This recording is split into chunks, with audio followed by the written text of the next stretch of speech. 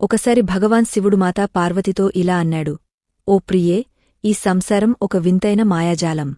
ఇక్కడ ప్రతి ఒక్కరూ సుఖం కోసం పరుగులు తీస్తున్నారు.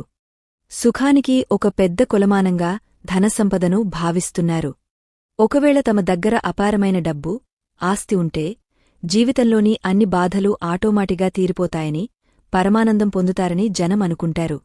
ఈ మాయమైన ఆశలోనే మనిషి రాత్రింబవళ్లు పరుగులు తీస్తాడు. నీతిమైన, అనీతిమైన మార్గాల్లో డబ్బును సంపాదించడానికి ప్రయత్నిస్తాడు.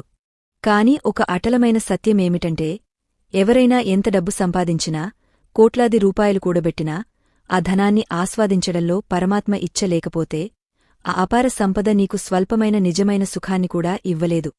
మీరు చూసే ఉంటారు, పెద్ద పెద్ద ధనవంతులు కూడా ఎన్నో రకాల మానసిక, శారీరక కష్టాలతో చుట్టుముట్టబడి ఉంటారు. ఒకరికి సంతాన సుఖముండదు, మరొకరికి ఆరోగ్యం లేదు, ఇంకొకరు కుటుంబ కలహాలతో బాధపడతారు. వాళ్ల డబ్బు వాళ్లకు ఏ పనికీ రాదు. కొన్నిసార్లు ఆ డబ్బే వాళ్ల బాధలకు కారణమవుతుంది. అప్పుడు శివుడు పార్వతితో ఇలా అన్నాడు: ఈరోజు నీకు చెప్పబోయే కథ ప్రత్యేకంగా ఒక గొప్ప సందేశాన్ని తీసుకొస్తుంది. ఈ కథ మనకు నేర్పేది ఏమిటంటే, నిజమైన శ్రద్ధ, అచంచలమైన విశ్వాసంలో ఎంత శక్తి ఉందో, భగవంతుడు తన భక్తుల గౌరవాన్ని కాపాడడానికి ఏ రూపంలోనైనా స్వయంగా ప్రత్యక్షమవుతాడని. కాని కలియుగంలో ఈ కథను ఎవరైనా నిజమైన మనసుతో, హృదయంతో వింటే వాళ్ల మనసులోని కోరికలన్నీ తీరతాయి, అనేక సంతోషాలు లభిస్తాయి. రండి, ఈ కథలోకి వెళ్దాం. చాలా కాలం క్రితం భారతదేశంలోని ఒక దూరప్రాంత గ్రామంలో, ప్రకృతి అందాలు నీలిమందులా విరజిమ్ముతున్నా, పేదరికం నీడలా కమ్ముకున్న చోట ఒక అత్యంత పేద కట్టెకొట్టేవాడు నివసించేవాడు.